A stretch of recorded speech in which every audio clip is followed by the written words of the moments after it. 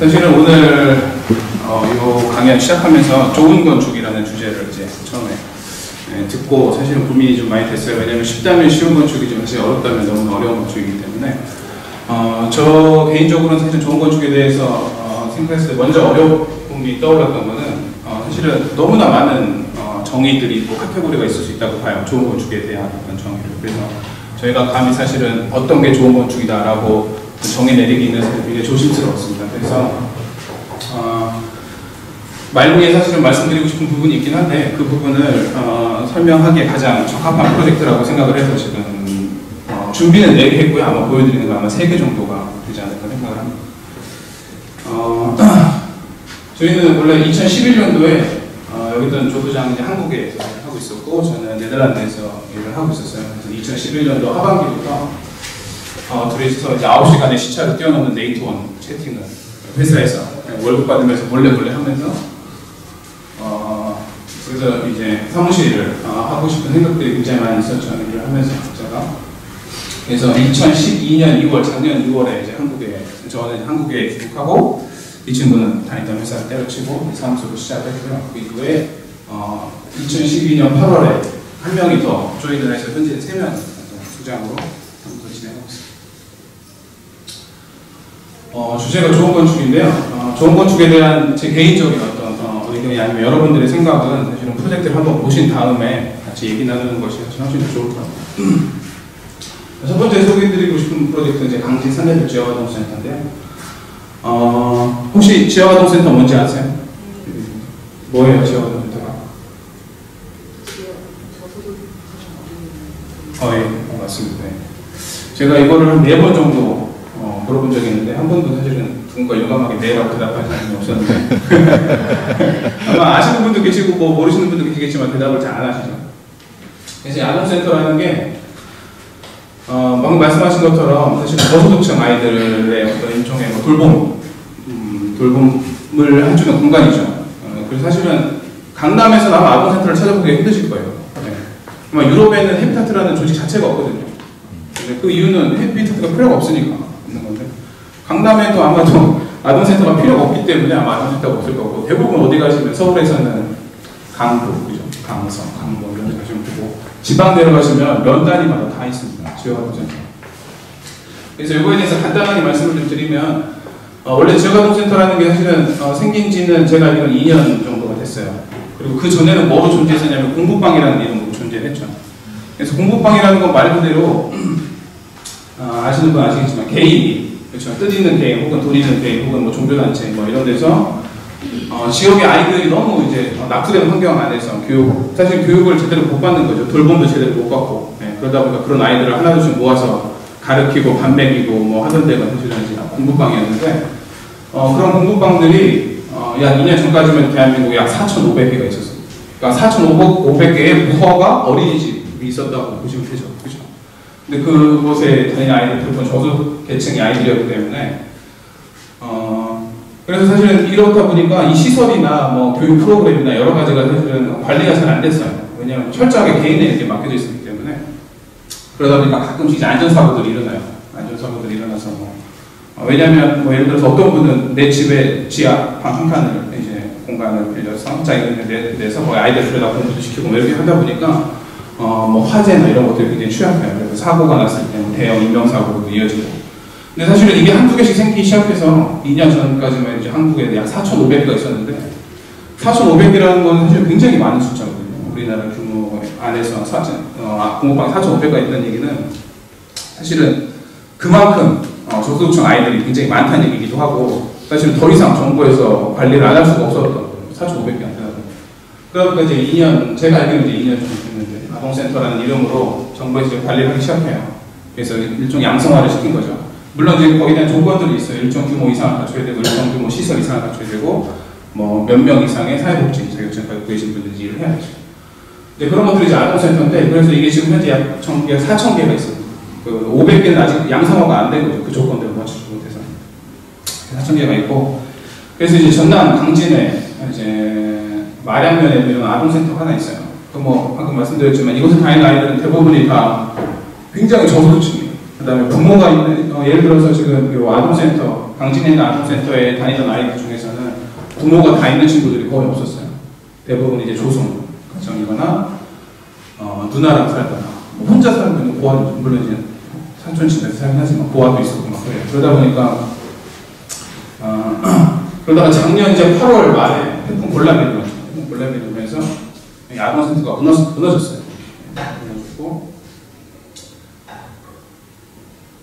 그래서 보시면 뭐 이런 식으로 막 뉴스에 나오고 막 그랬어요. 굉장히 그러니까 태풍 볼라메이 여기 계시던 분들 말로는 자기가 뭐 50년, 60년 살았는데 처음 이렇게 큰 태풍이 오고 처음 태풍이 정면으로 이 지역을 지나간 거죠. 그러다 보니까 아동센터가 무너졌어요. 근데 사실 말씀드렸지만 혹시 여기 아기 가신 분도 계실 테고 다 있으시겠지만 이제 아이가 좀 있으면 아이가 좀 커서 좀 크거나 뭐 몇 살이 되면 이제 어린이집에 가죠. 어린이집 끝나면 유치원에 가고 유치원에 끝나면 초등학교에 가요.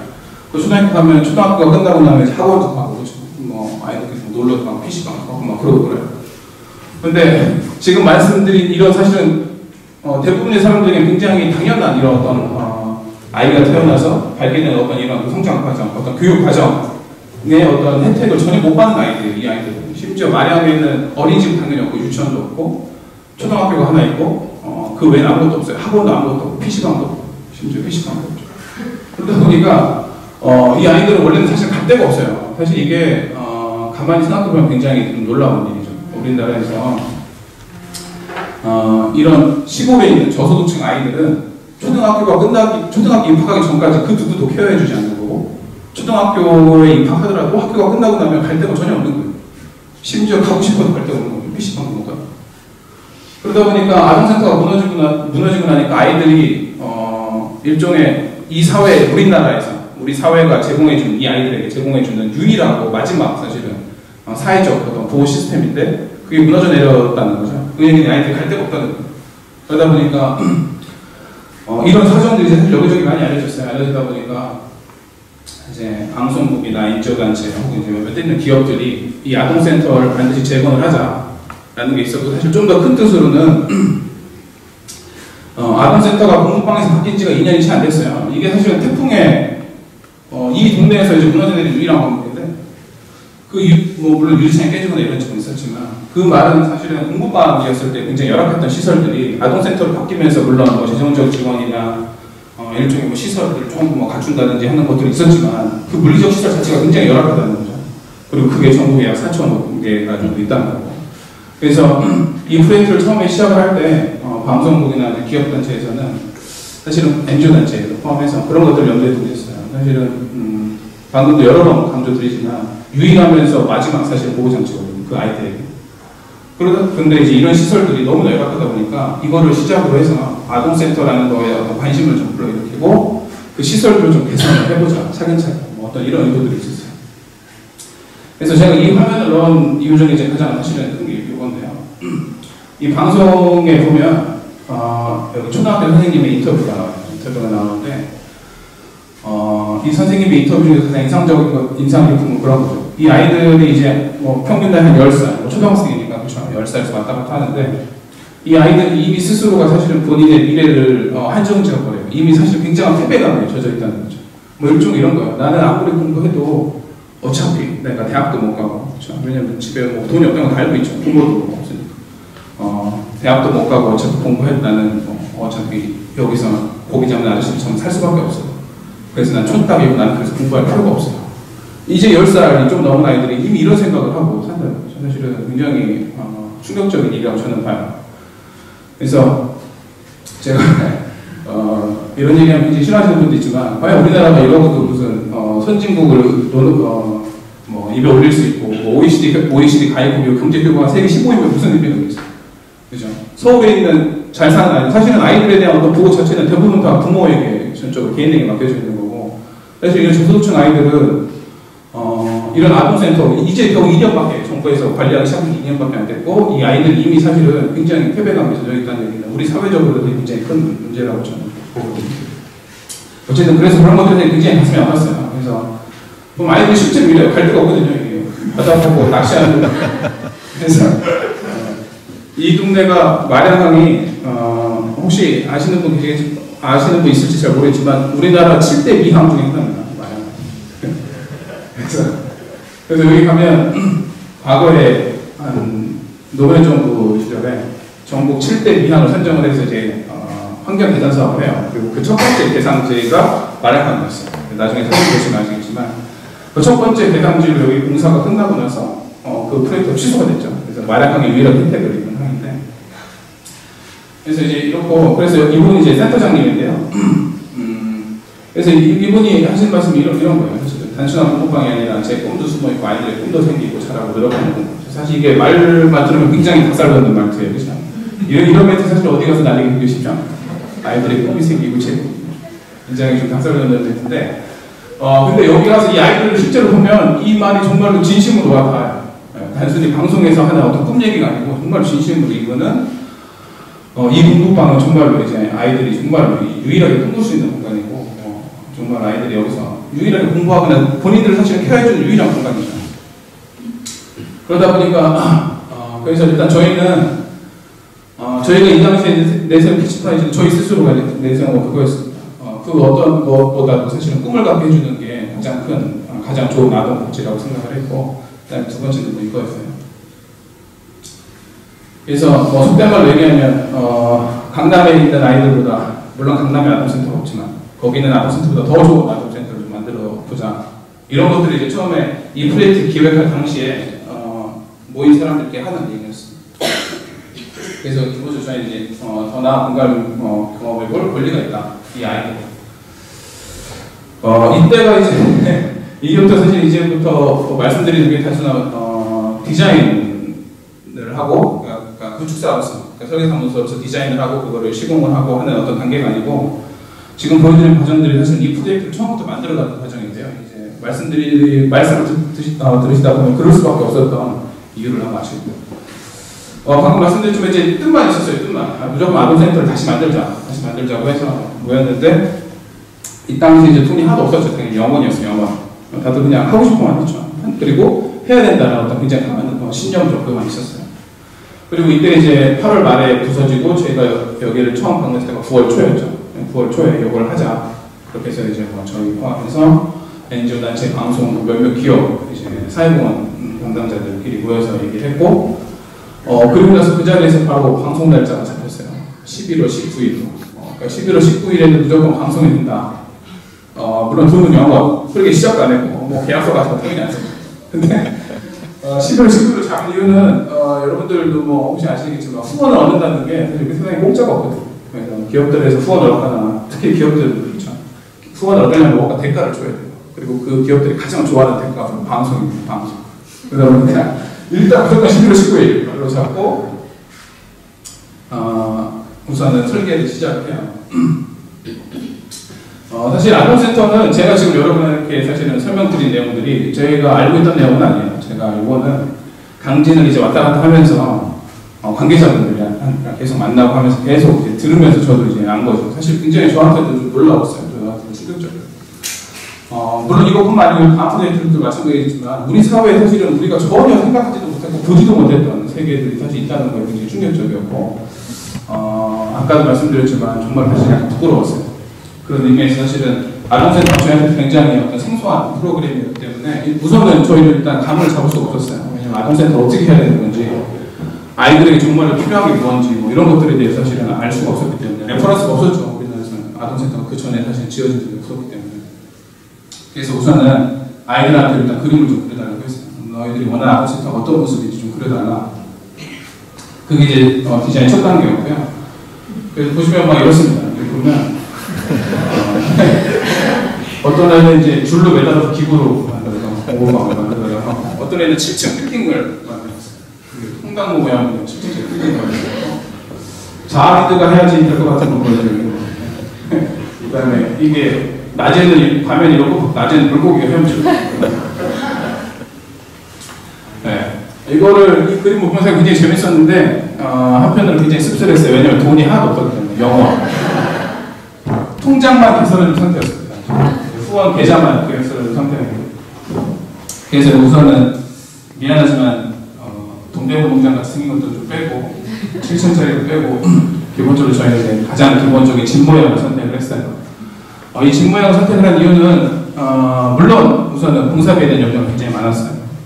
물론 저희도 막 날아가는 거 만들어주고 싶었고 유선용도 만들어주고 싶었지만 돈이 영원이었기 때문에 우선 질문을 선택했고, 두 번째 의미는 이 아이들에게 사실은 아동센터는 아동센터가 아니고 집이거든요. 정말로 집에서는 잠만 자요. 그리고 아침에 이제 학교에 오면 초등학교가 끝나고 나서 뭐 2시쯤 되면 방과 후 수업도 안 해요, 이 아이들은. 그래서 아동센터랑 맨날 싸워요, 초등학교랑. 초등학교에서는 방과 후 프로그램을 만들어놨는데 아이들은 방과 후 학교에서 하는 프로그램을 하기 싫어하거든요. 왜냐면 한 반에 기껏해야 한 2~3명씩 밖에 없는데 한 학년에 3~4명 이거밖에 없는데 걔들끼리 모여서 이제 뭘 하려니까 재미가 없는 거예요. 여기 오면 초등학생부터 미취학 아동부터 고등학생까지 다 그냥 같이 놀고 막 이러고, 그러다 보니까 끝나면 여기로 와요. 끝나면 여기 오면 이제 같이 숙제도 하고 뭐 선생님들이 공부 가르쳐주고 저녁도 같이 해서 먹고, 그리고 끝나고 나면서 여기서 아이들끼리 놀다가 밤 10시쯤이 되면 각자 집에 데려다줘요. 또 자고. 뭐 주말에는 당연히 아침부터 눈 뜨면 눈뜨면 사무실에서 아이들한테 정말 집이거든요, 여기가. 그래서 우선은 저희는 이제 집이라는 형태와 개념을 가지고 시작했어요. 여기는 사실은 집이 좀 많이 필요해요. 왜냐하면 이게 이제 아까 말씀드렸지만 정부에서 아동센터로 이제 인증을 받으려면 이런 프로그램이 있어야 돼요. 그래서 도서관 있어야 되고, 공부방 있어야 되고, 주방, 식당, 샤워실 뭐 이런 것들이 있어야 돼요. 그 다음에 사회복지사분이 2분 이상 있어야 되죠. 이랬고, 그 다음에 아까도 말씀드렸지만 일단은 아이들에게 가장 좋은 공간, 그 다음에 각 프로그램에 가장 적합한 공간들을 좀 만들어주고 싶었기 때문에 우선은 저희 공간 스터디, 이 안에서 이제 단면 스터디 이런 걸 해요. 각 프로그램에 가장 적합한 공간들을 좀 찾아보고 싶었어요. 단면 스터디를 한 다음에 이 긴 공간의 띠를 접어서 겹쳤습니다. 접어서 겹친 이유는 우선은 가장 심플한 평면을 좀 얻고 싶었고, 두 번째는 아까도 말씀드렸지만 사실은 돈은 없어요. 이때까지 영원이었죠. 이때가 영원이었는데 가장 심플한 어떤 평면 안에서 우선은 사실은 굉장히 풍부한 공간감을 좀 주고 싶었어요. 그래서 사실은 아까 말씀드렸지만 공간 스터디부터 시작을 했고, 그 공간들을 사실은 접어서 조금 더 다양하게 사실 예측하지 못했던 공간들을 좀 만들어주고 싶었어요. 왜냐하면 아이들 자체가 사실 굉장히 예측하지 못한 것들, 여러분들도 어린이집 가서 뭐 아이들 키워보시면 아시겠지만 놀라고 만드는 데서 안 놀고 놀지 말라고 하는 데서만 놀잖아요. 굉장히 예측 불가능합니다. 이렇게 진행을 했고, 이거를 이제 대지 형태 맞춰서 형태를 좀 변형을 했어요. 이렇게 해서 이제 배치도가 이렇게 되죠. 지금 여기가 언덕이에요. 지대가 높죠. 그래서 지대에서 쭉 내려다 보면 여기가 이제 마량항이거든요. 마량항이 쭉 내려다 보면 방금 설명드렸듯이 디자인 과정 자체가 사실은 긴 어떤 공간의 띠를 이제 접고 겹쳐서 만들어놨기 때문에 기본적으로 공간의 레이어들을 가지고 있어요. 첫 번째 레이어에는 들어가면 어린이 구성원이 있죠. 장례에서 레이어라고 모습이고, 그 다음에 두 번째 레이어에는 이제 다목적 홀이랑 뭐 식당 같은 것들이 있고, 마지막 레이어에는 사무실이랑 뭐 샤워실 이런 것들이 있어요. 그 다음에 이쪽 계단으로 올라가면 2층 올라가면 이제 공부방이 2개가 있어요. 하나는 저학년 공부방이죠. 그리고 하나는 이제 중고등학생 고학년 공부방이 있고, 저학년 공부방에서 밖으로 나가면 이제 외부 데크가 있어요. 그 데크가 있고, 이 데크에는 저희가 주장하기로는 세상에서 가장 좋은 전망을 가진 미끄럼틀이 있습니다.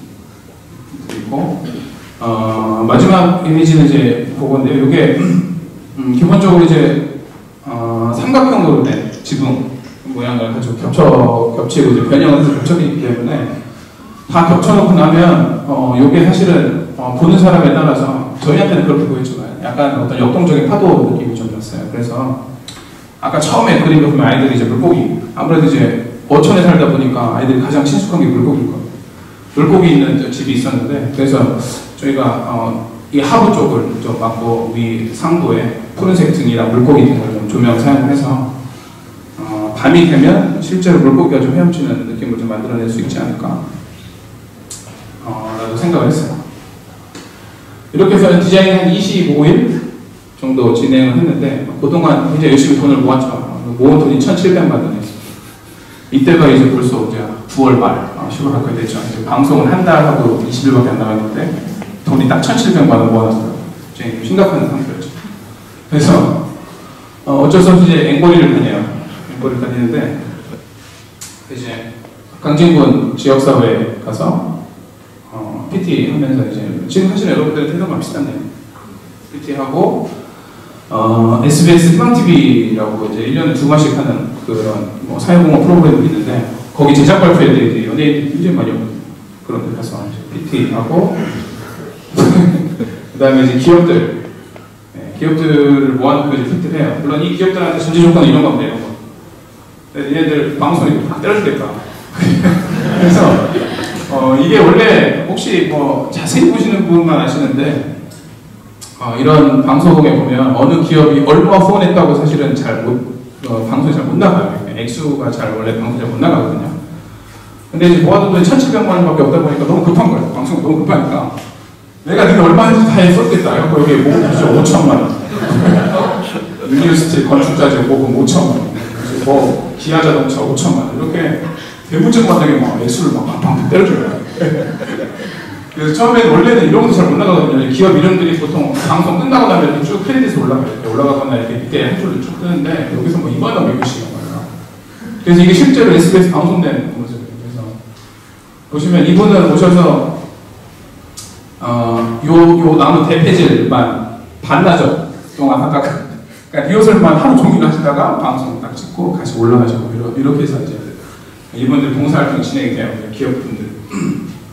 그래서 이렇게 해서 모아가지고 10월 말쯤 됐을 때, 정확하게 봉사가 10월 31일에 시작을 했거든요. 10월 말씀드렸을 때, 이때 제가 정확하게 기억이 안 나는데 한 6천만 원, 7천만 원 정도 모아져 있었어요.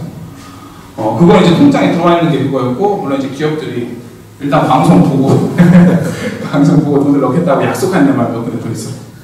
그러다 보니까, 무조건 봉사는 일단 11월 1일, 11월 시작부터 일단 무조건 봉사 들어가게 돼 있었어요. 왜냐면, 아까 처음에 말씀드렸지만 11월 19일이 방송 날짜이기 때문에. 그리고 이제 우리가 혹시 유니버스테이라고, 저희가 이제 외장재를 만들어서 파는 업체예요. 거기서 돈을 후원을 했거든요. 그럼 걔네는 방송에 뭐가 나와야 되냐면 외장재가 나와야 돼요. 거기서 시작한 20일 만에 외장재 붙여나가요. 그렇지 않으면 자기도 돈 안 되겠대요. 막 이런. 그래서 우선은 이 공사는 사실은 견적을 받을 수가 없어요. 시공업체랑 계약을 할 수가 없었어요. 왜냐하면 그 당시 가지고 있는 돈이 6천만 원 정도 됐고, 목표 후원은 있었어요. 원래 목표액이 3억이 목표액이었는데 그게 사실은 다 모아질지 장담이 안 되는 거예요. 그러다 보니까 저희가 참 어떻게 견적을 받을 수가 없었던 거죠. 그래서 어쩔 수 없이 저희가 지금 공사를, 직영공사를 3개월 동안 이제 내려가서 쭉 이제 공사를 진행을 하는데, 뭐 방식은 이런 거죠. 일단 6천만 원 있으니까 6천만 원으로 기초공사하고 골초공사 하는 동안 서울에서 돈 또 이렇게 모으면 내려보내주고, 그거 또 다음 공사 진행하고, 뭐 이런 식으로. 그래서 중간중간에 공사가 스탑됐다가 또 진행되고, 스탑되고 진행되고, 이런 식으로 진행이 됐죠. 그래서 여기 이제 공사 과정을 한 자리에서 쭉 사진을 이제 3개월 동안 계속 찍은 영상을 만들어 놨는데, 그것도 이제 캡처한 거거든요. 그래서 쭉 보시면 이렇게 올라가요. 그래서 이제 흥미로운 게 요건데, 요 장면이 이제 11월 19일에 방송하는 장면이거든요. 근데 이제 골조가 여기까지 올라가다가, 방송 한 5일 전부터 골조 스탑하고, 여기 보면 여기 외장을 붙여놨어요.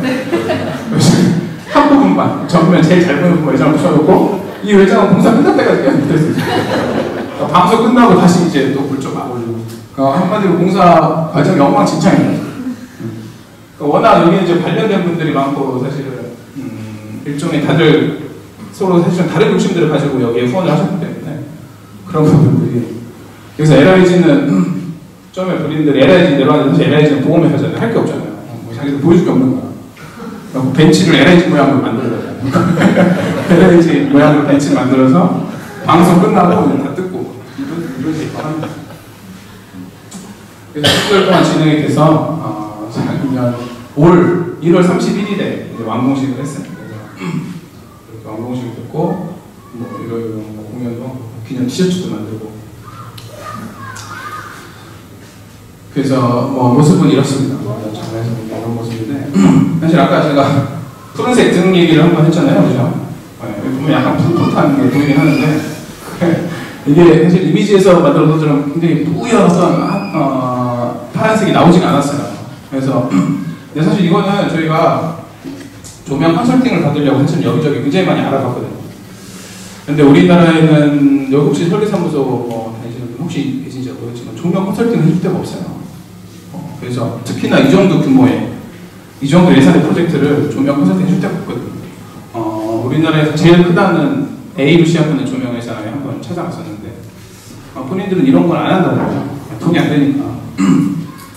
그 얘기는 사실은 그동안 이런 건물들에 대해서 사실은 조명 컨설팅을 받을 만한 데는 별로 없어요. 조명 컨설팅 시장 자체가 없었던 거죠.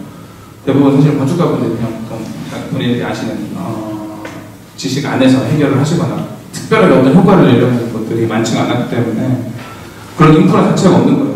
그래서 저희도 이제 여러 군데를 찾다가 실패해서 이제 저희끼리 이제 한번 해보자. 그래서 했는데 사실은 잘 안 나오죠.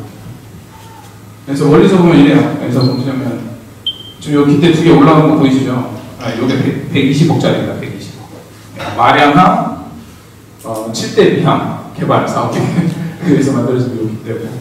그래서 보면 사실은 뷰는 되게 좋아요. 보이고 이쪽에 보니까 완도고 여기로 넘어가면 이제 제주도 배를 타고 가죠.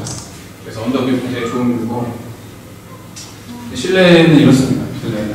그래서 여기 보시면 요게 이제 어린이 도서관 쪽이고 그 다음에 여기 다음 족구리고 이쪽입니다. 여기 보시면 조명이 서로 다르게 번갈아 들어가 있어요. 그래서 요 네모로 된 거는 아래로 쏘는 흰색 빛이고 원래 목적 의도는 그렇죠. 요 동그란 게 이제 이쪽으로 푸른색 등을 쏘는 건데 효과는 아까 보신 것 같이 미비합니다. 미비.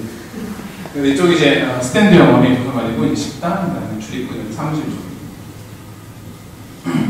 물고기등도 이제 만들어도 되게 많았는데 푸른색 등이 좀 미비하다 보니까 그래서 뷰는 되게 좋아요. 여기 보면 여기서 이제 쭉 앞바다가 좀 내려다 보이죠.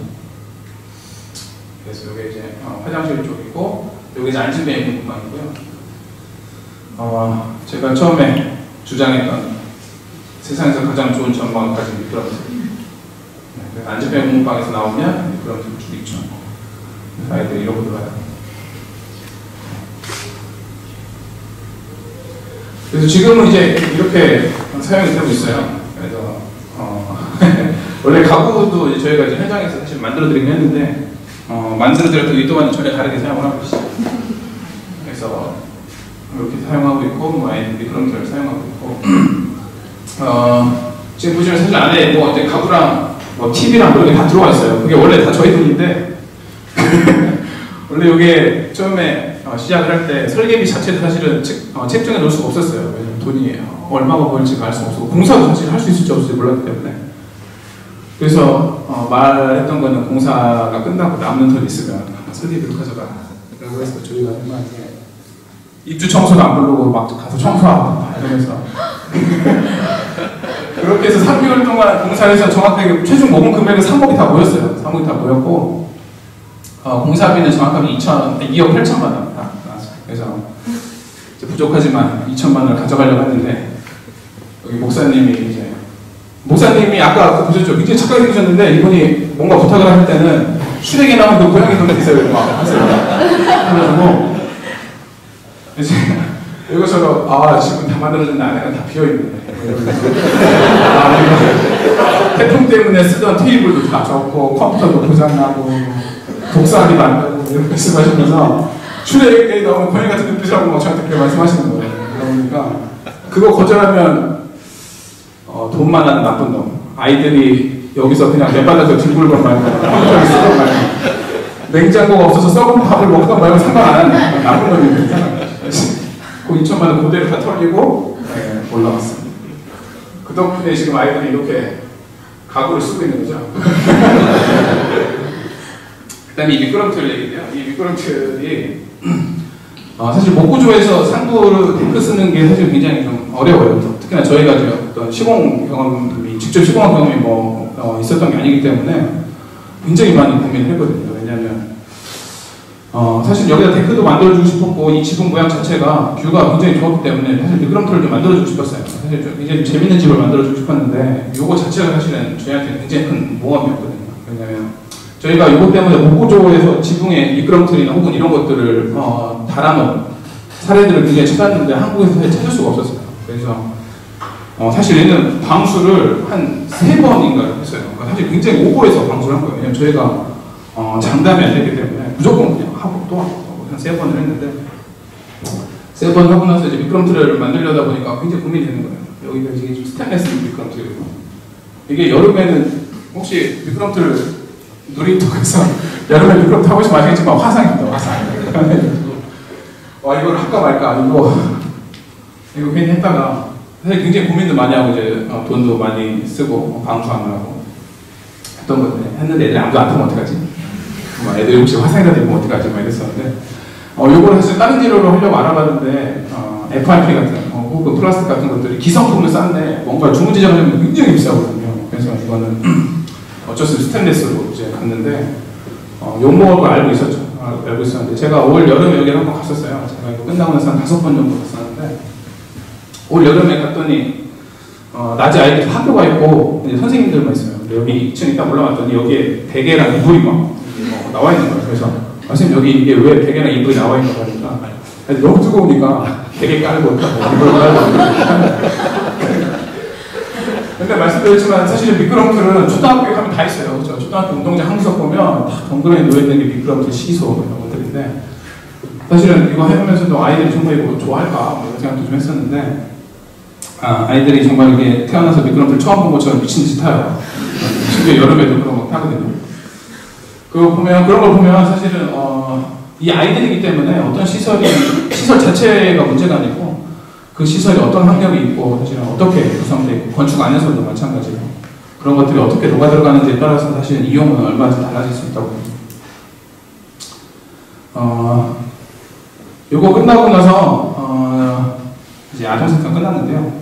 보여드리고 싶은 두 번째 프로젝트는 요거 아까 말씀드렸지만 아동센터를 이제 전국적으로 이제 아동센터 어떤 시설을 개선하는 사업들을 한다고 했잖아요. 요게 이제 1호였죠, 1호. 그리고 제가 알기로는 지금 두 번째 거를 김창균 소장님이 아마 통역에 하고 있는 것 같습니다. 그러면서 이제 두 번째 보여드릴 프로젝트들이 이제 요건데요. 요게 이제 본인의 집이라고 생각하면 이제 깝깝하시겠죠. 네. 로커스 하우스 시리즈입니다. 네.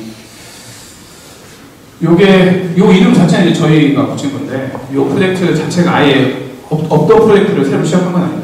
근데 이제 로커스 하우스라는 어떤 이름을 붙인 건데, 저희가 붙여서 시작을 하고 있었는데, 요게 이제 초록우산 어린이재단이라는 NGO단체에서 NGO단체 전남지부에서 이제 1년에 5채 정도를 주거환경 개선 사업을 해요. 그리고 그 사업들은 이미 하고 있었죠. 한 5년 정도 됐대요. 1년에 5개 정도씩. 근데 이제 그러다 보니까 이분들이 사실은 어린단체가 건축에는 전혀 사실 문외한인 분들이잖아요. 그러다 보니까 이런 사업들을 함에 있어서 굉장히 애로사항이 많았다는 거예요. 예를 들어서 전남에 그러니까 어딘가에 굉장히 주거 환경 열악해서 개선해야 되는 프로젝트가 생기면 그 동네에 가서 이제 업자분들을 찾는 거예요. 예를 들어서 전남 화순에 가서 업자분들을 찾는 거죠. 찾다 보면 이제 그 업자분들이 사실은 이제 정직한 분이면 좀 괜찮은데 그렇지 않은 분들은 개판이 되는 거예요, 집이. 그리고 이제 그 다음에 예를 들어 영광에 가서 또 했는데 거기 좀 정직한 분이야. 그럼 이제 거기는 좀 잘 나와요, 집이. 똑같은 예산 똑같아요. 그럼 그런 것들이 이제 계속해서 반복되다 보니까 이분들이 너무 스트레스 많이 받는 거예요. 거기다가 매번 할 때마다 동네 가서 업자분을 찾아야 되는데 이게 뭐 업자분들은 사실은 혹시 뭐 만나보시면 아시겠지만 무조건 안 되거든요. 뭐 하면 이렇게 하면 안 돼? 안 돼요. 다 안 돼. 되는 게 없어요. 그러다 보니까 이분들이 안 돼라는 말이 너무 이렇게 스트레스 노이로제거든요. 뭐 하면 안 된대요. 그래가지고 재단에서 저희한테 오셔서 이거를 좀 맡아서 해줄 수 없냐. 그래서 그리고 당연히 이제 예산은 딱 4천만 원이에요. 그래서 이제 로커스 시리즈 여기 주거환경 여러 가지 주거환경 개선 프로젝트고 그럼 저희가 한 채만 저희한테 맡기면 안 하고 그거를 다 1년치를 다 주면 우리가 하겠다. 그래서 우리가 이 이름으로 걸어서 요거를 한번 해서 해보겠다 라고 했었고 물론 이걸 한 이유는 가장 근본적인 이유는 이 당시 이게 없었어요. 강제 아동센터 하나 딱 끝나고 나니까 또 이게 없더라고요. 시작을 했죠. 자, 그럼 이제 주거환경이 열악하다고 했는데 그럼 어느 정도를 도대체 열악하다고 하는지 한번 이제 보여드릴 텐데 굉장히 충격적이실 거예요. 본인이 지금 사시는 집이 열악하세요? 좋으세요? 저는 좀 열악한 데서 사는데 굉장히 좁아요, 집이. 돈이 없어가지고 좁은 집에 사는데 저는 그걸 굉장히 열악하다고 느꼈거든요. 왜냐면 내가 근사하게 혼자서 내 옷방도 따로 갖고 싶고 와이프가 나눠서 갖고 싶고 욕조에 앉아서 산을 바라보면서 관심이 없다고 이러고 싶은데 그게 안 돼요. 너무 열악해요, 지금. 근데 이분들을 보면 이제 이런데 제가 올해 이제 4개를 받고 지금 3번째 프로젝트 진행하고 있는데요. 여기 이제 벌교주택이에요. 벌교주택 같은 경우에는 작년 11월 달에 불이 났어요. 집에 불이 나서 집에서 탔죠. 홀랑 타가지고 6가족 부모 둘이 다 아이 4명이서 한 평 반 되는 창고에 장판을 깔고 이제 전기장판을 깔고 이제 겨울을 나고 있었어요.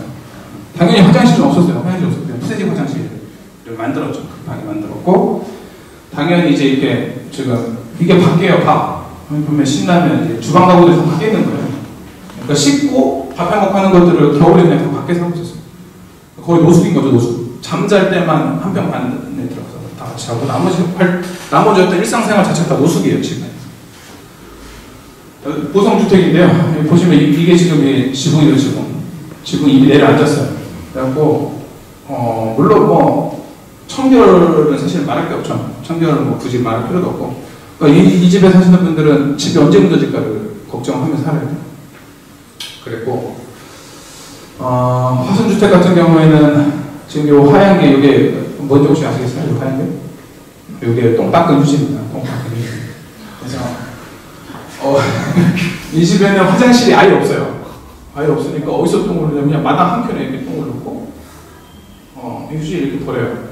그리고 이 집에 개를 키우는데 이제 개도 또 주인이 똥을 싸고 나가면 개가 이제 와서 또 똥을 싸고 개가 똥을 싸고 나가면 또 주인이 와서 똥을 싸고 이런 아예 집에 화장실이 없는 거예요. 아예. 자, 장원주택 같은 경우에는 이 집은 사실은 뭐 여러 가지 종합선물센터였는데 그중에 제일 심각한 건 이제 쥐가 너무 많아가지고요. 이 집은 이제 7가족이었는데 아이들이 학교 끝나면 집에 못 가요. 무서워서. 쥐가 무서우니까 어머니 이제 부모님 오실 때까지 기다렸다가 부모님 오시면 들어가요. 그리고 이 집은 나중에 뭐 제가 자세히 사진 보여드리겠지만 사실은 사람이 집에 사는 게 아니고 쥐가 이 집의 주인이고 사람이 얹혀서 사는 이런 상황이었어요. 농담이 아니고 진짜예요. 진짜. 제가 말씀드린 우리 집의 열악한 건 사실 열악한 거예요. 그렇게 아니죠. 그래서 이런 곳에 가보면 혹시 이런 집 보신 적 있어요? 저는 이렇게 사시는 분들? 서울에서 정말로 보기 힘든데 이런 가구가 도대체 얼마나 되느냐 하면 이게 지금 전남 지역에서만 어린이재단에서 이제 후원을 해야 된다고 파악한 아이가 약 45,000명인데 그 중에서 70%가 제가 아까 말씀드렸던 것처럼 뭐 방이 좁고 뭐 욕실이 2개 원하는데 하나밖에 없고 뭐 이런 문제가 아니고 방금 보여드린 그런 집에 사는 거예요. 70% 약 32,000명. 근데 이건 이제 아이를 기준으로 해서 낸 통계고 아이가 없는 분들 중에서 예를 들어 독거노인분들은 이런 분들 중에서도 또 열악한 집에 사는 분들을 계산을 하면 훨씬 더 많겠죠. 제가 자꾸 빨갱이 들을 일단 과연 이러고도 우리가 무슨 복지 얘기를 할 수가 있는 거예요. 도대체 이 전국 우리나라에서 우리가 내는 세금 다 어디 가는 거죠? 일단 사실은 굉장히 좀 자괴감도 많이 들었어요. 저는 개인적으로 여러분들도 지금 사진으로 봐서 사실은 이 정도인데 실제로 가서 맞닥뜨리면요. 와, 이게 우리나라가 정말 60년대, 70년대가 아니고 이게 사람이 도저히 이런 데서 살 수가 있을까? 정말로 가면 아마 여러분들 비유 약하신 분들 들어가지 못해요, 지금. 근데 거기서 평생 살아오신 거예요.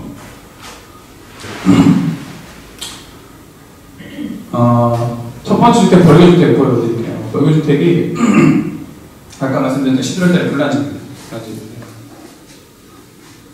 요건 이제 좀 치웠어요. 집을 좀 치운 상태고 또 침입방이 이래요. 집이 이렇게 나와 있었고 요게 이제 실내 모습이었죠.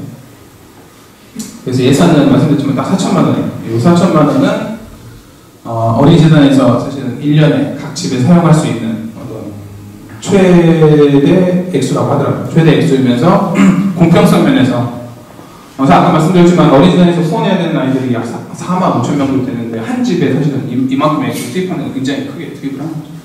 4천만 원이고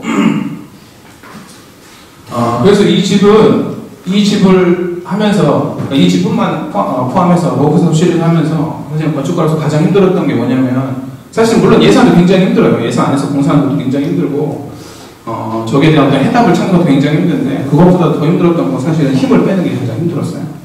왜냐하면 저희가 작년 2월에 이제 사무소를 시작을 했고, 혹시 여기 건축하시는 분도 뭐 계시겠지만, 의욕이 넘칠 때죠, 그렇죠. 그리고 뭔가를 보여줘야 된다는 어떤 그런 것들이 굉장히 강해요. 그러다 보니까 저희도 이제 그때 막 들어와서 사무소 시작하고 나서 자꾸 어떤 형태나 이런 것들에 대해 자꾸 손을 대게 되는 거예요. 왜냐하면 그럴 수밖에 없죠. 아마 이해하실 거예요, 그렇죠. 왜 박진영이 심사평하면 그런 얘기 하잖아요. 어깨에 힘을 빼고, 그렇죠. 공기만 소리만 이렇게.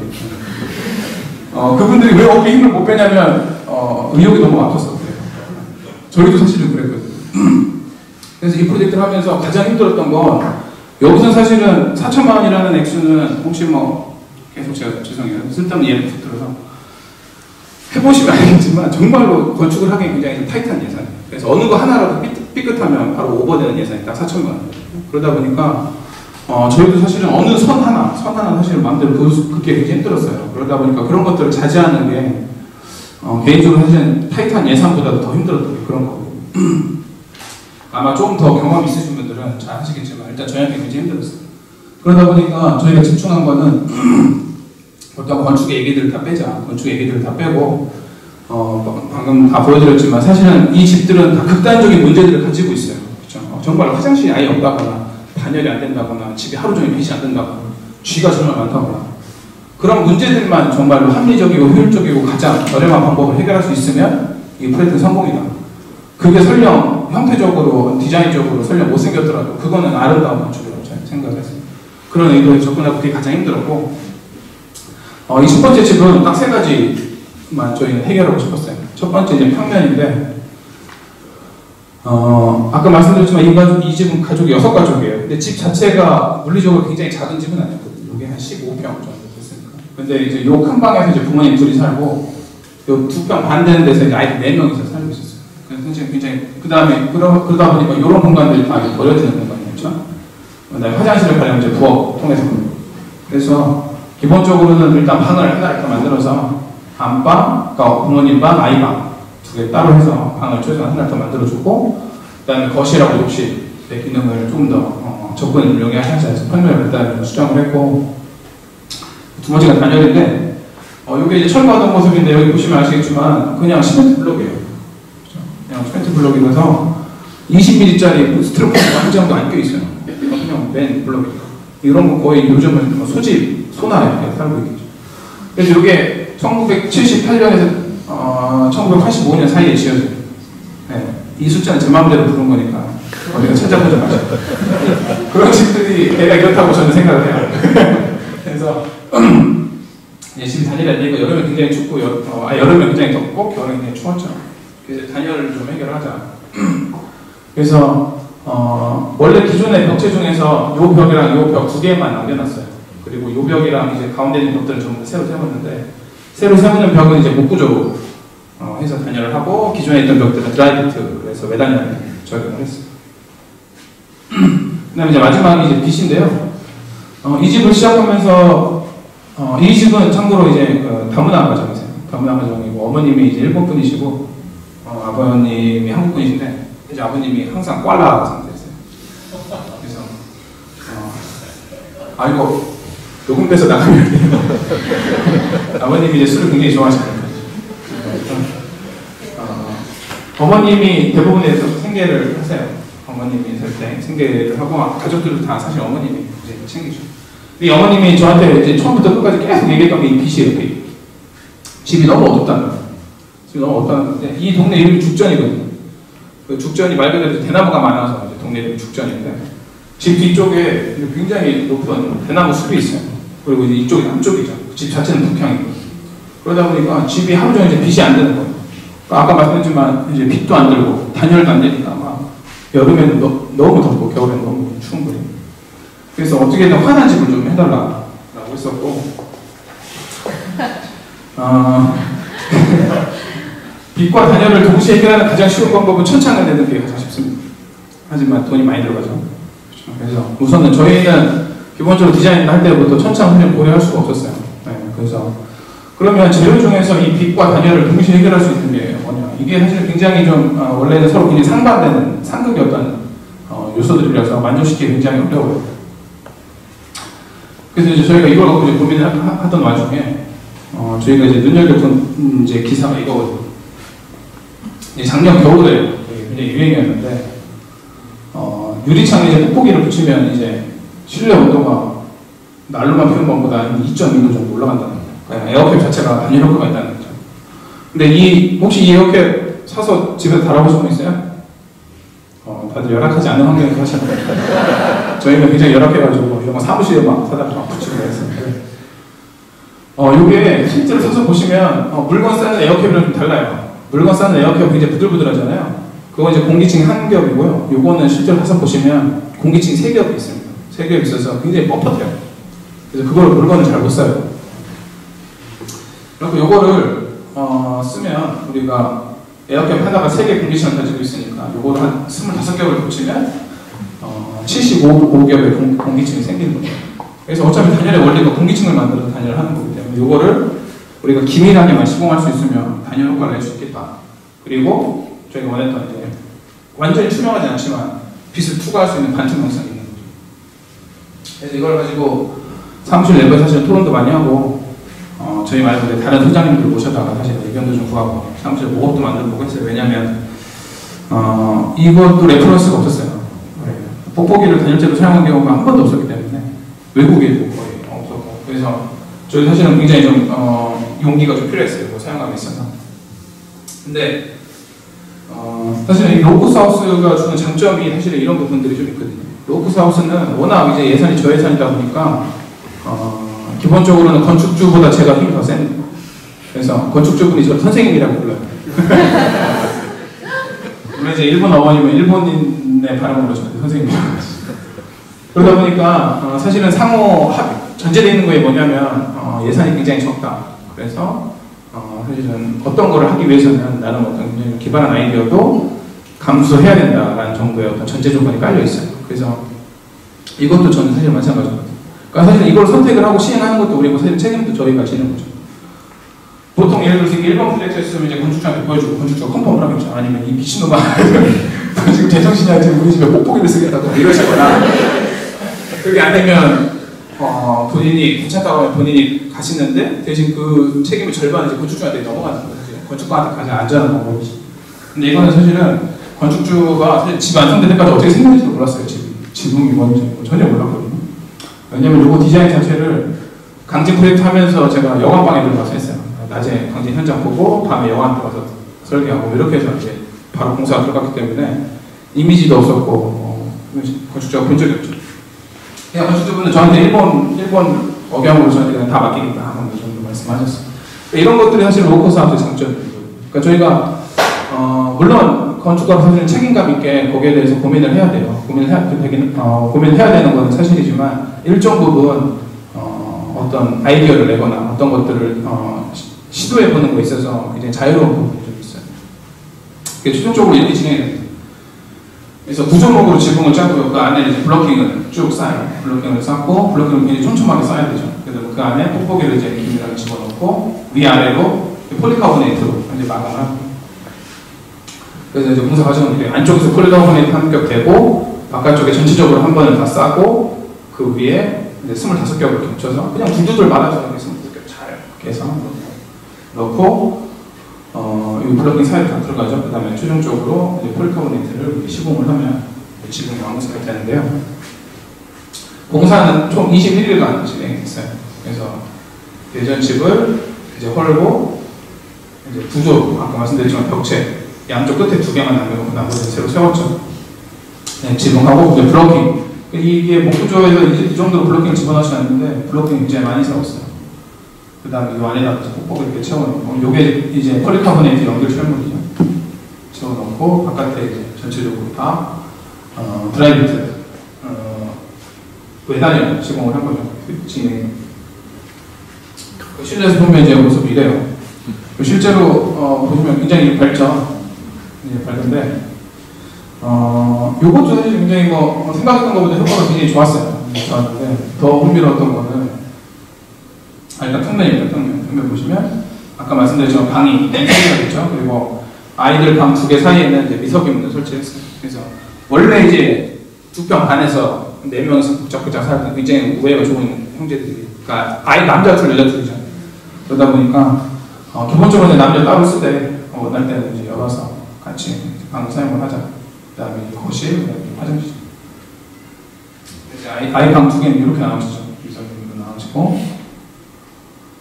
정리해서 보면 이런 것들은 다 현장에 계신 분들이 그냥 자기들이 알아서 현장의 미죠, 현장의 미죠.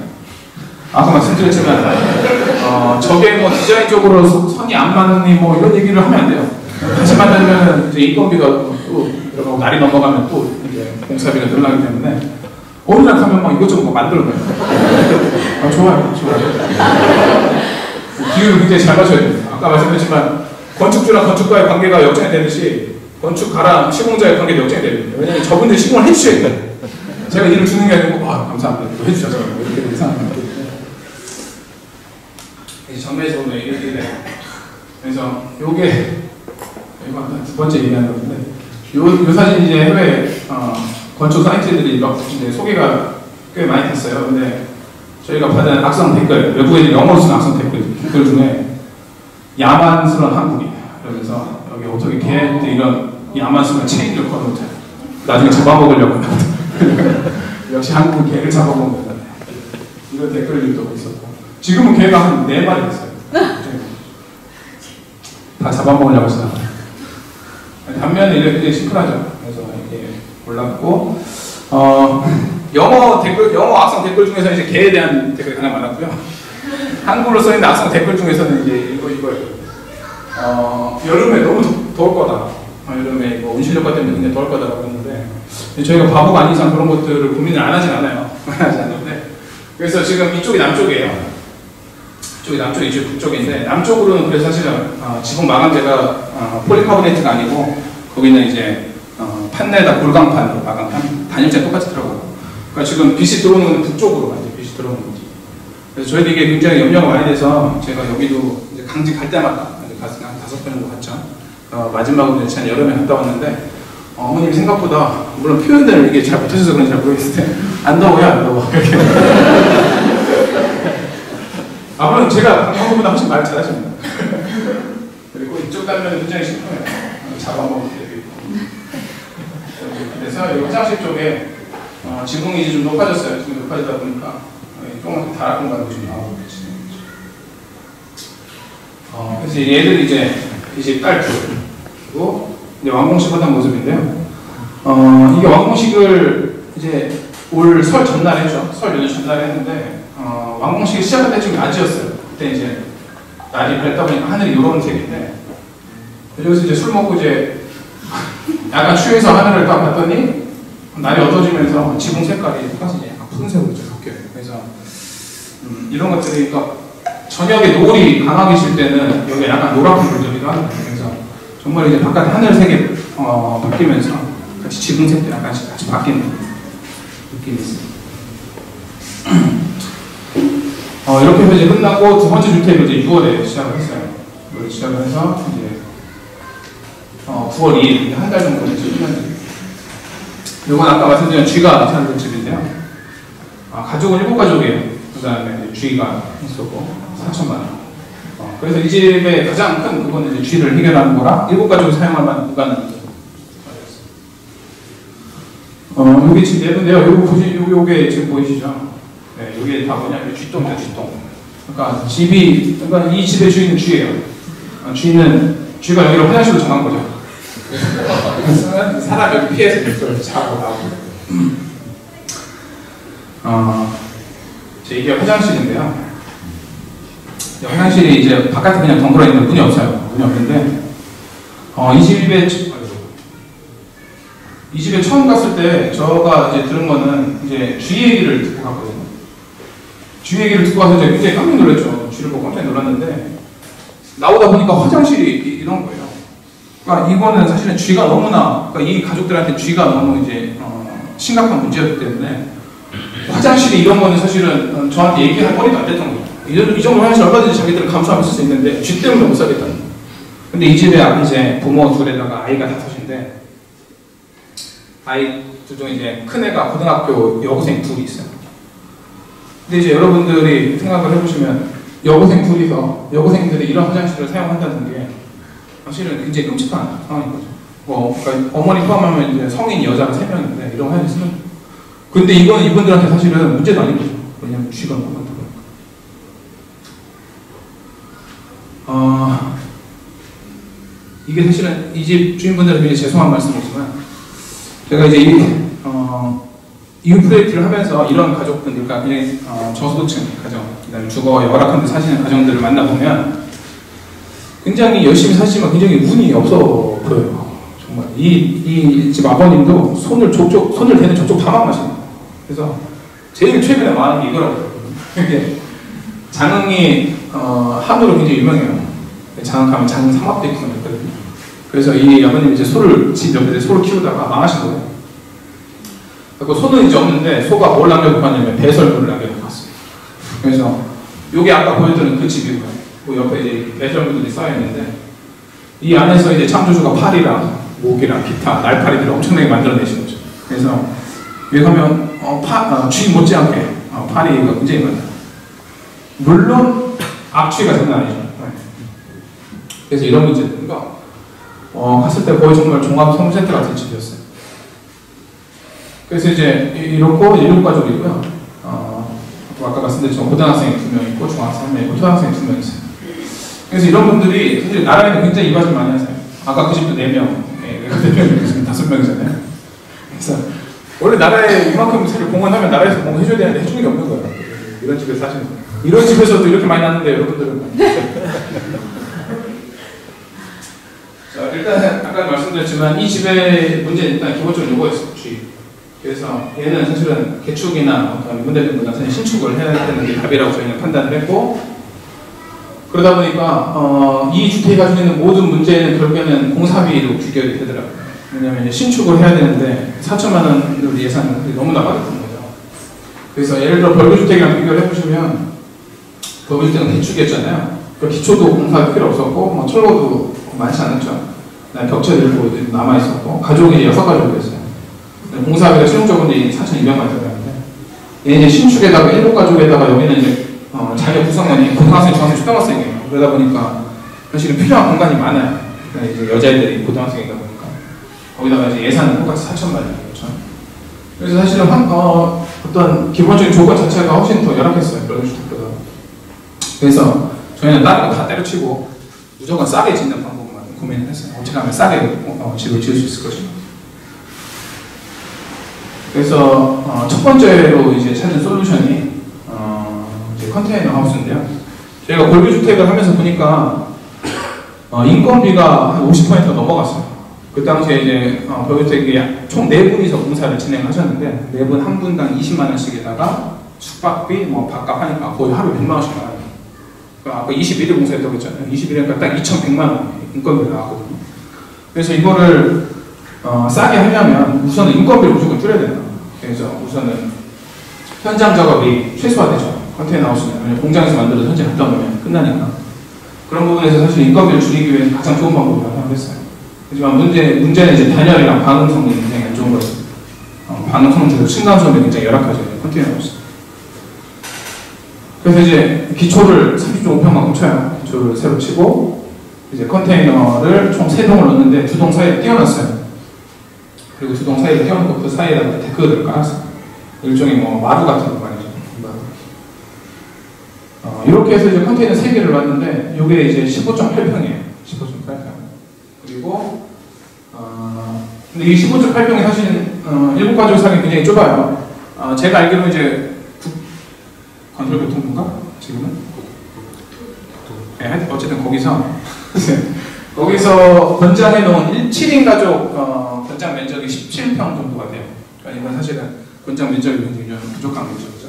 그 다음에 아까 말씀드린 컨테이너인데 단열에 이제 여기 이제 물론 단열을 100기짜리를 집어넣어서 단열했지만 기본적으로 컨테이너가 갖고 있는 그 철이 열을 막 빨아들이기 때문에 굉장히 더워요. 그래서 이제 이걸 해결하기 위해 이제 두 번째 솔루션이 이제 필요했고요. 그래서 저희가 한 솔루션은 컨테이너 전체를 다 덮어버리는 집을 하나 더 만들자. 바깥에 더 만드는 거였고, 그래서 저희는 그걸 집 속의 집이라고 표현을 했습니다. 그렇게 함으로써 이제 안집, 컨테이너죠. 컨테이너 이제 단열층이 3개가 생겨요. 3개가 생기고, 겉집은 이제 기초에다가 겉집을 그대로 씌웠기 때문에 사실은 공사비를 좀 절약하면서 실내 공간처럼 사용할 수 있는 공간을 좀 얻을 수 있을 것 같다는 판단을 했어요. 그래서 이제 컨테이너에다가 이제 경량 철골로 이제 골조를 짜고 지붕 마감을 했죠. 지붕 마감을 하고 벽체에다가 비닐, 반투 엔티지라고 하는데 이게 사실 비닐이에요. 비닐을 붙였어요. 그리고 나서 이걸 가지고 이제 장흥에 내려가서 이제 PT를 했어요. 분 관계자분들, 그 다음에 후원자분들 이제 프렌테이션 하는데 반응이 지금 여러분들 표정 같았어요. 굉장히 안 좋았어요. 반응이 진짜 아니 서울에서 내려왔던 이런 사기꾼 같은 놈 감히 아무리 우리가 돈이 없다고 해도 감히 비닐로 집을 지어 거기다가 안에는 컨테이너, 밖에는 비닐 이걸 지금 사람을 살려고 지금 지었는데 거의 이런 느낌.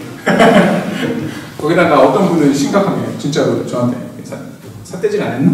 그냥 말로 했나? 턱을 했나? 그분은 이거 아까 말씀드렸지만 여기 이제 소를 많이 키워요. 딱 보시면 야 이거 우산이야 우산. 소 살면 되니까 소. 막 4천만 원 소집을 지금 만들어놨냐고. 그러면 여러분들 어떻게 하시겠어요? 저희는 딱 이랬습니다.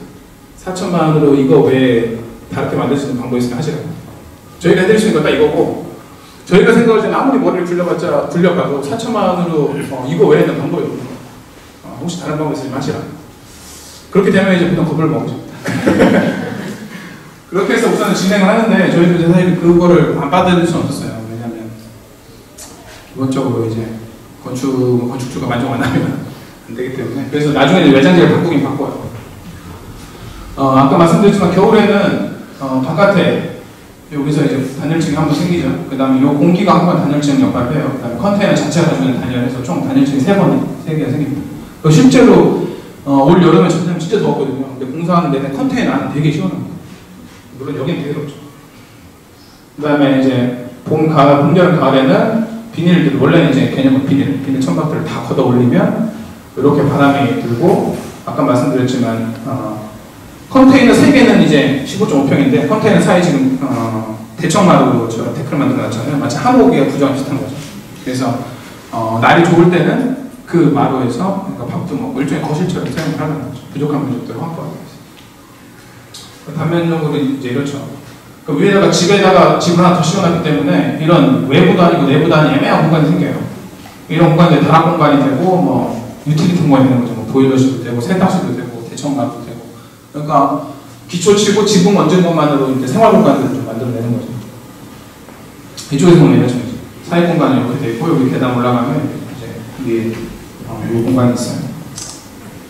그래서 위에 뒷공간이 위에 다락 공간이 이렇게 생기죠.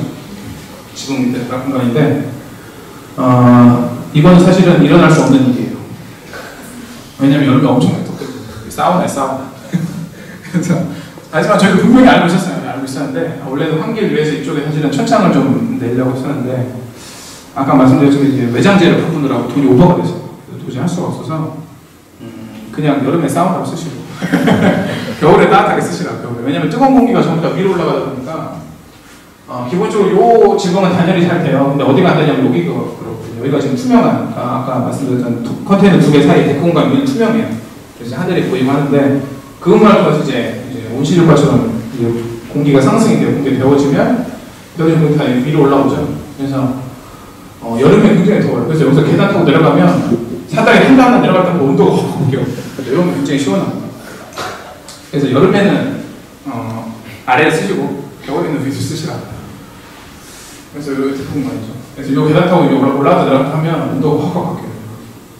그래서 이런 구성은 이렇게 되고요.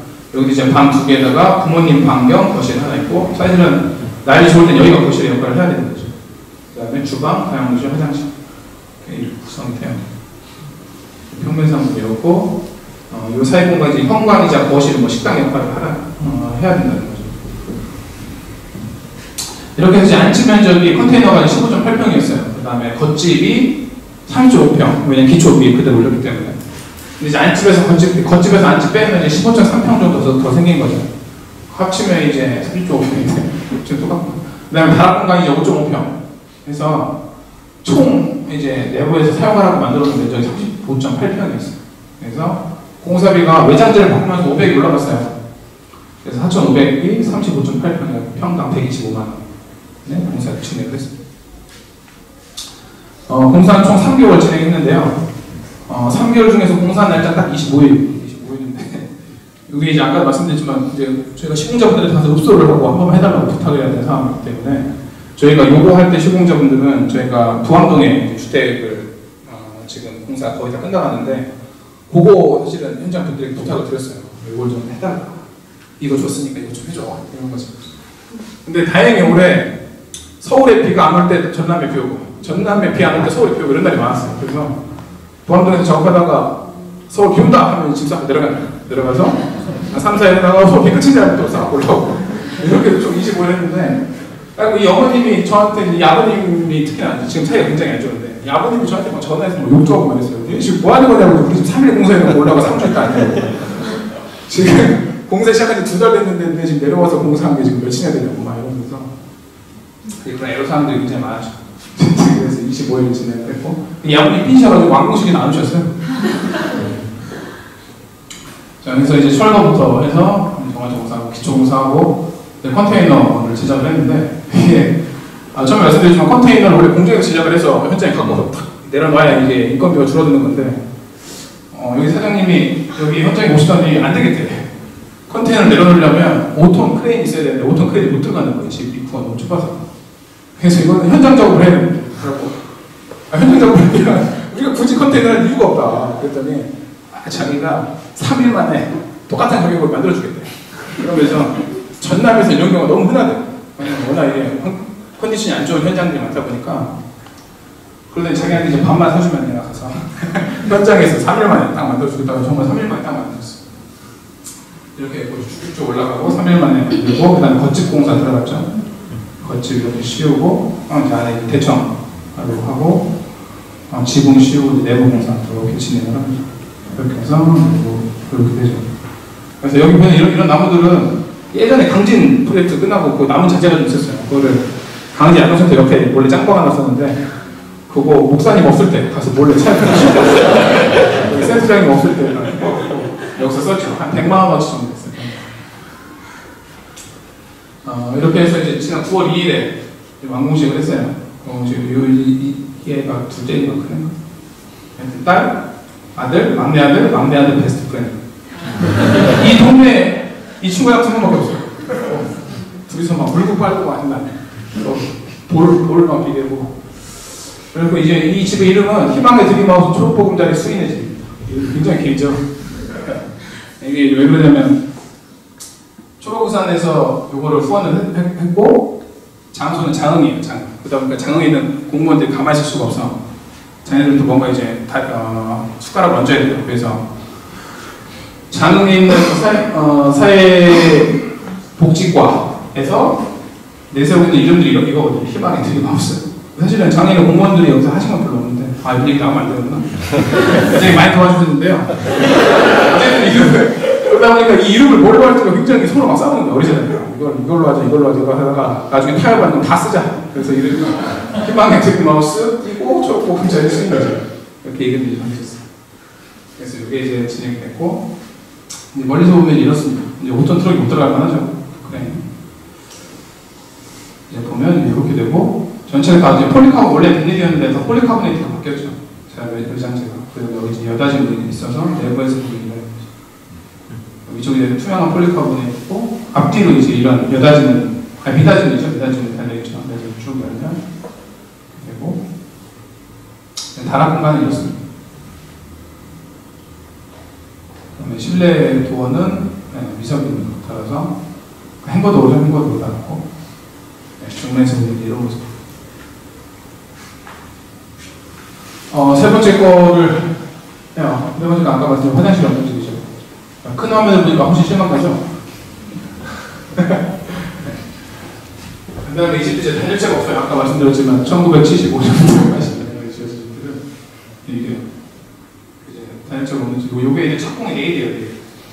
근데 공사 들어가고, 이 집은 집 상태는 사실 그렇게 나쁘지가 않아요. 그래서 가장 좀 주안점을 두는 건 화장실이랑, 이 아이들이 그러니까 이 집은 이제 필리핀 어머님이거든요. 필리핀 어머님, 아버님이 이제 들어가셨는데 이 말이 굉장히 치욕적이었어요. 필리핀 화장실도, 필리핀 화장실 얼마나 좋은데 한국 화장실 너무, 화장실 너무 집이 너무 그래요. 이러셨어요. 아주 좋아서.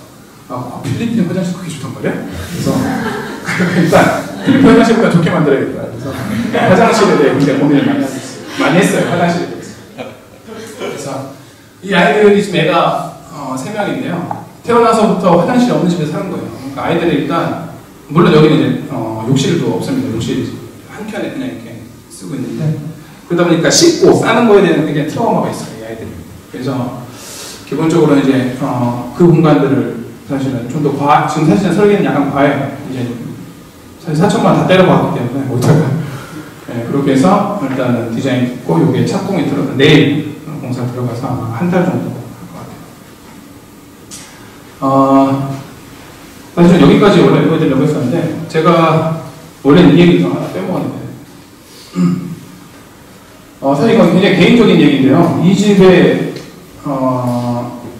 그 부모님들이 사실은 실제로 만나면 진짜 열심히 사세요. 그러니까 다혈질이니까 저한테 전에도 막 욕도하시고 이러시는데 굉장히 열심히 사시거든요. 근데 이게 제가 사실 녹음이 돼서 나가도 되는지 안 되는지 잘 모르겠는데, 두 분이서 일을 하시다가 이제 아버님이 손이 잘리셨어요. 손가락이 잘리셨어요. 그러니까 잘리셨는데, 잘리고 병원 입원하셨죠. 병원 입원하시고 나서 어머님이 이제 생계를 책임지시는 거예요. 병원 입원에 계신 동안. 그 어머님 일을 하시다가 어머님이 뇌출을 쓰러지셨어요. 아버지랑 바톤 터치를 하셨어요. 어머님 입원하시고 아버님 퇴원하셨죠.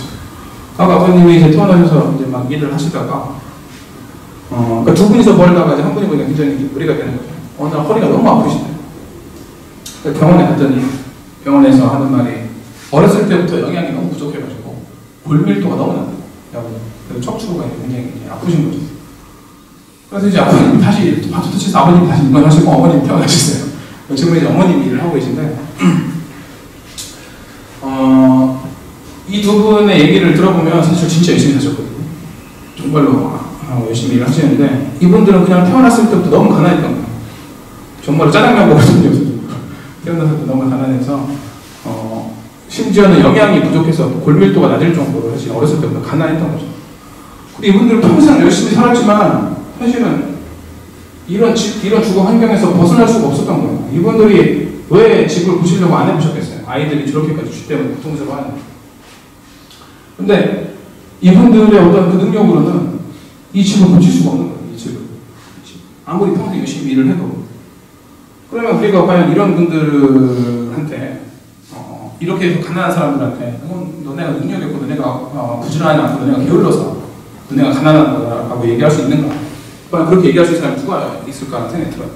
근데 문제는 뭐냐면 우리나라 복지가 사실은 상당 부분 많이 좋아졌어요. 많이 좋아졌는데, 그래서 더 이상 예를 들어서 내 아이가 아프다거나 희귀병에 걸렸다거나 하는 것들을 웬만하면 다 치료받을 수 있고, 더 이상 배 없는 아이라고 학교 못 간 아이가 없어요. 그렇지만 주거에 대해서는 사실은 우리나라에서 여러분들 도와주시는 게 없어요. 대출해 주는 것밖에 없죠. 근데 이게 농담처럼 얘기하자면 정말 심각한 문제예요. 이 집은, 이런 집이 이제 전남에만 예를 들어서 몇만 가구가 있다고 하는데, 이분들은 자력으로는 도저히 이런 환경에서 벗어날 수가 없는데, 나라에서는 그 어떤 사회적 보호장치가 없는 거예요. 이런 분들을 위해서. 그러면은 문제는 이 집에 살던 5명의 아이들이 과연 정말로 건강하게 자라서 건강하게 꿈을 꾸고 건강하게 어떤 사회 구성원으로 살아갈 수 있을 것인가? 굉장히 회의적일 수밖에 없는 거예요. 그래서 사실은 모든 것들에, 사실 집에 관련되어 있다고 해서 모든 것들을 사실 건축가가 고민하고 건축가가 해결할 수는 없어요. 다만 저를 포함해서 저희도 이 프로젝트 하기 전에는 이런 거를 전혀 몰랐어요. 이런 환경이 있는지, 이런 곳에 살고 있는 사람들이 그렇게 많은지 전혀 몰랐거든요. 근데 우리는 정말 사실은 예를 들어서 서울에 살면서 우리가 가진 우리만의 리그에서 살아가고 있고, 겨우 차로 5시간 떨어진 곳에서 이런 데서 살고 있는 사람들이 있고, 그분들은 의식주에서 주를 정말로 고민을 할 수밖에 없고, 의식주에서 주 때문에 정말로 고통받고 있는 사람들이 있는 거죠.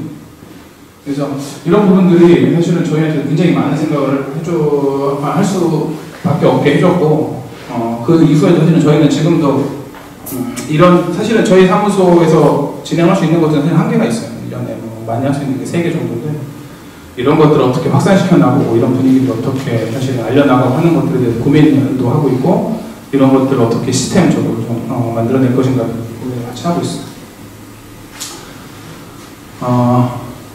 시간이 거의 다 됐죠? 네. 그래서 마지막 거는 제가 그냥 넘어가고요. 좋은 건축. 저희한테 최근에 오시는 분들 중에서 굉장히 많은 분들이 사무실에 의뢰를 하세요. 저희가 이제 상을 받고 언론에 좀 나가고 나서, 언론이 사실 굉장히 왜곡돼서 나갔죠. 저희 나갔지. 굉장히 착한 사람들이에요. 어떤 분들은 저희가 굉장히 부자인 줄 알았어요. 근데 뭐 저런 4천만 원짜리 프로젝트 돈도 안 받고 가서 하고 있냐, 진짜 부자인가 보다 막 이러시는데 저희가 재능 기부하고 있는 프로젝트 딱 그 로고스 하우스 시리즈밖에 없어요. 아까 말씀드렸지만 강진은 돈을 뺏긴 거고 원래부터 그 돈을 안 받고 할 생각은 없었거든요. 근데 하여튼 뭐 그런 이유 때문에 잘 모르겠는데 요즘에 굉장히 많은 분들이 오세요. 많은 분들이 오신다는 건 굉장히 다양한 조건들을 가지고 오세요. 예를 들어서 어떤 분들은 정말 예산 1억, 어떤 분들은 저희한테 오신 분 중에서 딱 3천만 원 들고 오신 분이 있어요. 설계비는 혹시 어떻게 하셨어요? 설계비요? 그런 게 있어요? 그거는 그분 이제 아이스크림 유통하죠. 저희 아이스크림으로 하면 되거든요. 아이스크림 10년치 뭐 부수 아이스크림 먹어도 그런데. 근데 그분들 중에서 어떤 분들이 계시냐면 다른 건축가분들한테 가서 다 퇴짜 맞고 오신 분들이 있어요. 예를 들어서 내가 예산이 8천만 원이라서 갔는데 한마디로 자기 사무소에서 못한다는 거죠. 안 한다는 거죠. 그렇죠? 그러다 보니까 그런 분들이 이제 저희한테 마지막 희망을 걸고 오세요. 저희 사실은 마지막 희망이 되드릴 수는 없는데 오시거든요. 근데 사실은 제가 한국에 와서 느꼈던 거는, 그런 분들 통해서 느꼈던 거는 굉장히 사실 턱이 높다. 건축이라는 게 굉장히 턱이 높고 건축 사무소에 문을 열기가 굉장히 힘들고 건축가를 만나는 것 자체를 사실 굉장히 두려워하세요. 예를 들어 그분들이 저한테 오실 때는 굉장히 조심스럽게 말씀을 하세요. 사실은 물론 저도 그렇구나. 제가 돈이 없다고 해서 슈퍼에 가서 내가 이거 얼마인지 물어보지 못할 건 아니잖아요. 근데 그것도 비슷하다고 보거든요. 사실은 본인이 그분들은 어쨌든 나름 굉장히 열심히 사셔서 그만큼 예술을 가지고 오셨어요. 나름대로 평생 모은 돈이죠. 그하고 집을 짓고 싶어서 오셨는데 그 돈을 부끄러워할 수밖에 없어요. 그분들은 나는 마치 자기가 능력이 없고 자기가 평생 잘 못 살아서 이거밖에 못 모은 것처럼 그런 마음으로 오세요. 제가 이거밖에 모은 게 없는데 이걸 혹시 집이, 이런 말씀하세요. 저는 사실은 그게 될 때도 있고 안 될 때도 있고 3천만 원짜리 분은 당연히 보냈어요. 제가 어떻게 해드릴 수가 없었어요. 근데 그분이 가시면서 그 눈빛은 원망이라는 건 그런 거예요. 그것들이 신문에는 이렇게 하는데 실제로 같은 것들, 이런 눈빛판, 그 다음에는 일종의 절망감이죠. 왜냐하면 다른 데에서 도저히 자기들이 드릴 수가 없었는데 마지막 희망이라고 해서 왔는데 안 된다고 하니까 그럼 이거 어떻게 해야 하나 하고서 이제 가신 거예요. 근데 그런 분들 계셨는데 그분들이 사실은 저는 그런 눈빛으로 저희한테 오실 필요는 없다고 보거든요. 본인들이 어쨌든 살면서 그렇게 모아왔고 그거에 대해서 충분히 당당하셔도 되는데 저는 건축가들이 그렇게 만들었다고 봐요.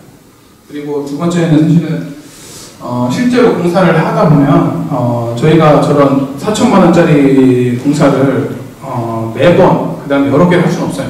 그러다 사무소가 많으니까. 네. 저희가 재능 기부를 하는 정도는 사실 저희가 감당할 수 있는 수준 안에서만 우리는 하자, 그거예요. 근데 물론 그것도 처음부터 그렇게 우리가 재능 기부 꼭 해야겠다, 너무 착하니까 그런 건 아니었고, 저런 환경에 가서 저런 환경을 보고 거기에 산 아이들을 만나보면 거기서 사실은 쉽게 발을 떼지 못해요. 그럼 정말 나쁜 놈들이니까. 저도 나쁜 놈. 그러니까 그렇게 해서 사실 시작했던 거고, 그렇게 하다 보니까 사실은 닭이 먼저냐 아니 먼저냐 계속 얘기할 거 없이 사실은 하다 보니까 또 그런 마음이 생겨요. 사실 실제로. 그러다 보니까 저희가 감당할 수 있는 수준에서만 저런 것들을 하는 거지 저런 것들을 계속 할 수는 없거든요. 근데 실제로 저희가 이제 집을 지으려고 견적을 받고 공사비를 계산을 하면 정말 비싸요. 너무 비싸, 집이. 여기 혹시 집 짓는 데 관심 있으신 분도 계실 테고 집을 지으신 분들도 계시겠지만 아마 나중에 견적 받아보시면 아실 겁니다. 정말 비싸거든요.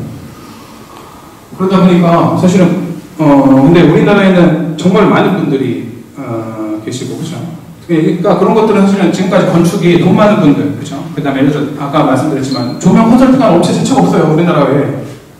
저는 조그만 건물은 조명 컨설팅 해주는 업체가 없거든요. 실제 찾아보지 마시고.